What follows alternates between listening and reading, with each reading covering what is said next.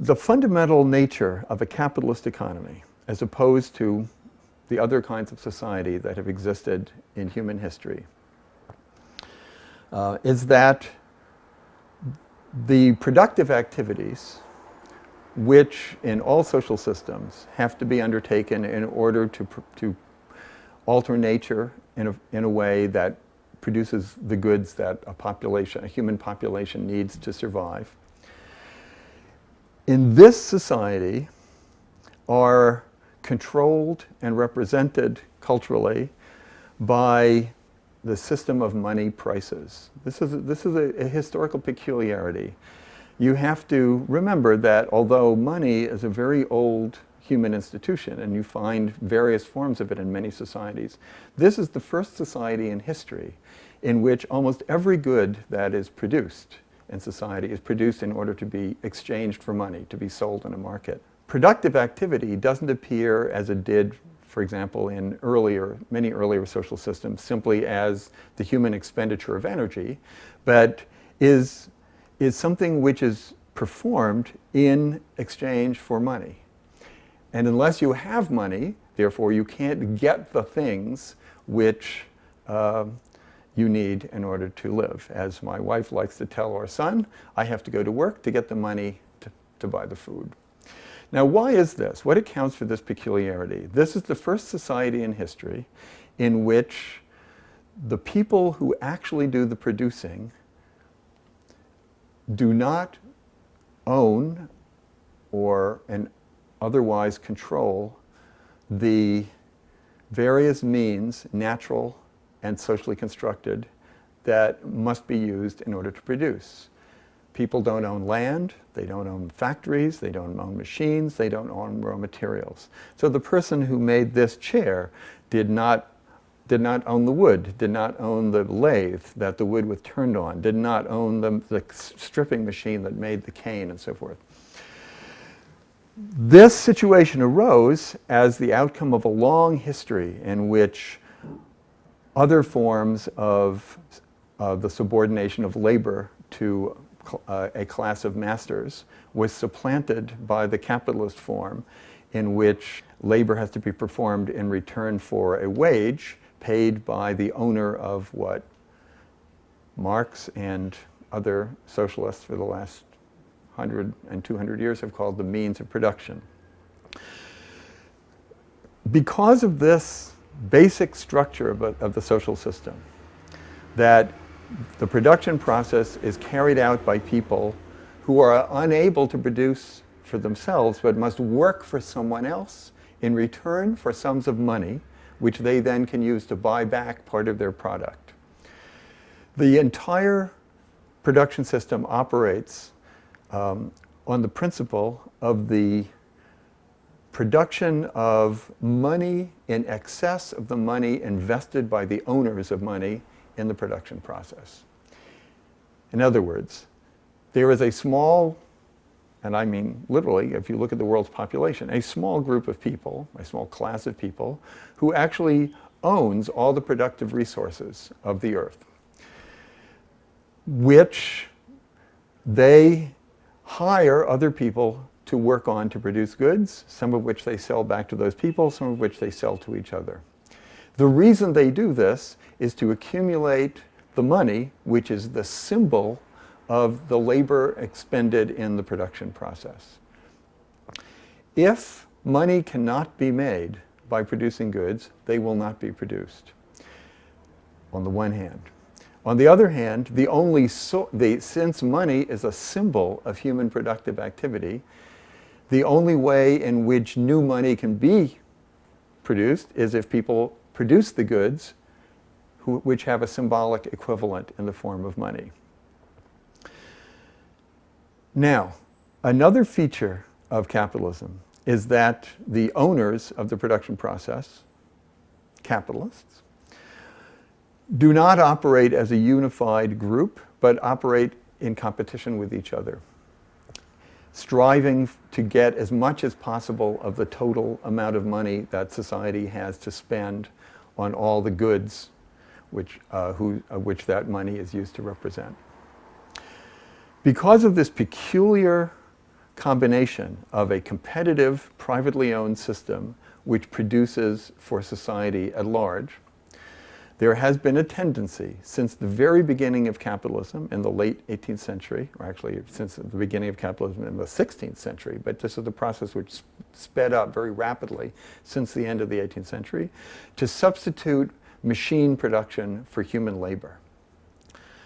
But since money is actually a symbol that represents human social activity, the actual human activity of production, as less and less human labor is involved in the production process, there is a tendency for less and less new labor to be involved in the production of goods, and therefore for less and less money to be made relative to the enormous amounts which are invested in raw materials, in means of production, in factories, in machinery, and so forth. This is I must imagine, almost a completely meaningless attempt to explain an extremely complicated phenomenon. But I see no easier way to do it, to tell you the truth. No. The interesting consequence of this is that a period of prosperity, by leading to economic growth, always seems to involve a replacement of human productive activity by mechanization, by machines, by the raising of the productivity of labor. That means that more raw materials have to be used and more machinery will be used.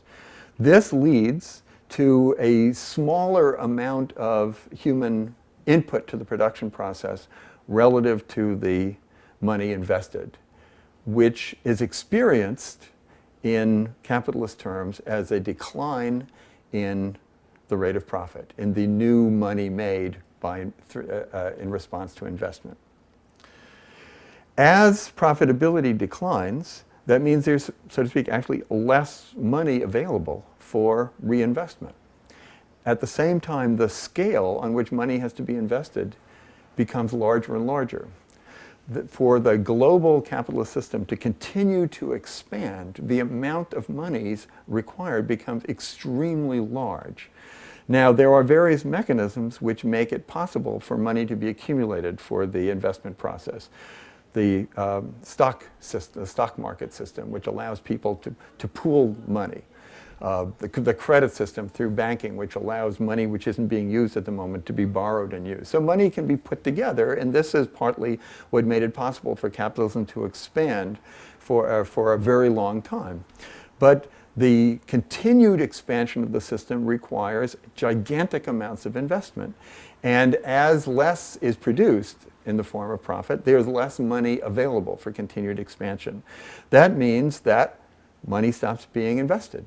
That means that workers, the number of employed workers doesn't grow. That means that farmers can sell less food. That means that the producers of raw materials can sell less raw materials. You begin to have a decline in growth, and that is a process which feeds on itself, because in a period of expansion or in a period of growth, capitalists are always borrowing and assuming that the future will be like the past. And so they expand on the assumption of future profits. When those future profits don't materialize, everything contracts. And just as it expanded faster than it really should have, it contracts faster than it needs to, because all the credit, all the borrowing which was engaged in the past then gets, so to speak, burned up. Marx had the very clever idea, it was a deep insight, I think, to see that the process of depression itself could create the conditions for a new prosperity.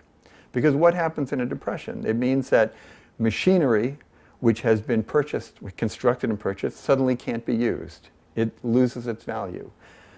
Companies go bankrupt. Buildings are sold. Land is sold. Machinery is sold at bargain prices. So a factory which cost $2 billion to build now is sold for $250 million. Labor which can't be employed loses its value. So labor becomes cheaper, less capital investment is required.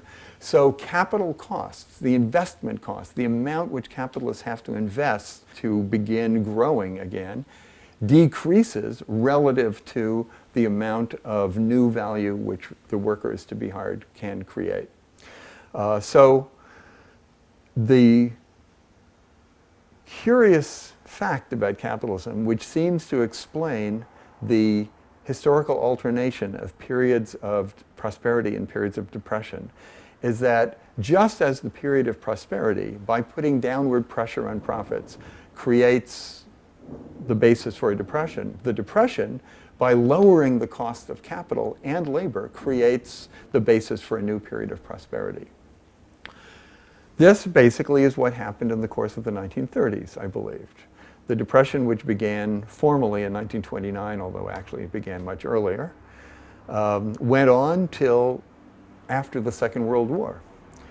Really, I think the private capitalist economy did not really begin to operate again until the middle 1940s. So you had an extremely long period in which capital was destroyed, in which labor costs were lowered, and also one in which new and cheaper means of production were being produced.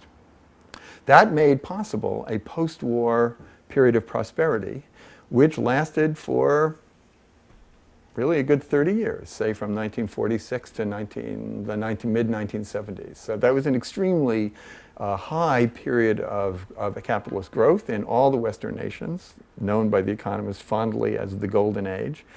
But like every previous period of prosperity, the prosperity itself put downward pressure on the rate of profit. Already by the 1960s, economists began to notice that profitability was falling. There were a number of very interesting studies in the mid-60s by economists trying to understand why profit rates were falling.